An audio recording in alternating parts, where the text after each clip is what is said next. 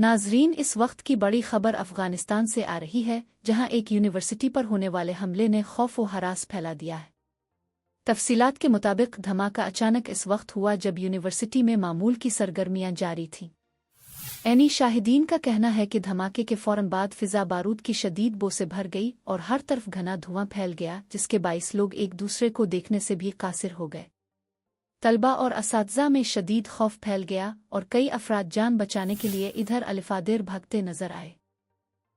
इब्तिदाई reports के मुताबिक इस हमले में मुतअद्दिद अफराद जख्मी हुए हैं, जबकि हलाकतों के खदशात भी जाहिर किए जा रहे हैं। सिक्योरिटी फोर्सेज ने फौरी कार्रवाई करते हुए पूरे इलाके को घेरे में ले लिया है और सर्च ऑपरेशन जारी है ताकि किसी भी मुमकिना खतरे को खत्म किया जा सके।